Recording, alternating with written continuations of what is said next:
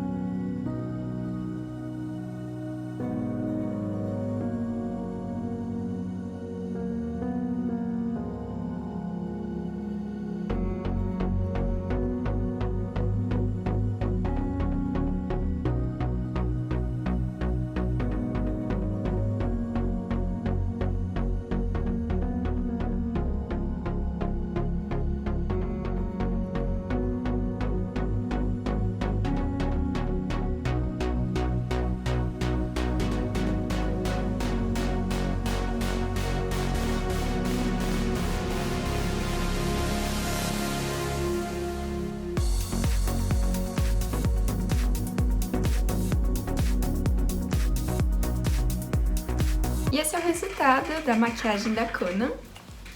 E espero que vocês tenham curtido, já que bastante gente pediu essa maquiagem. E eu achei a maquiagem bem divertida, principalmente porque o olho tem uns riscos, uns efeitos diferentes.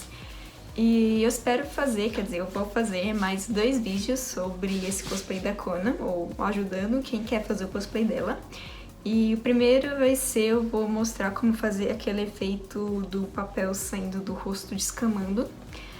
Do rosto dela, que foi um videozinho que eu postei agora há pouco, uma prévia. E depois eu também vou ensinar como eu fiz essa rosa que ela tem no cabelo, uma forma de fazer com tecido, que eu achei melhor, porque o dela é tipo papel, mas pra usar cosplay com coisa de papel é difícil porque estraga muito rápido.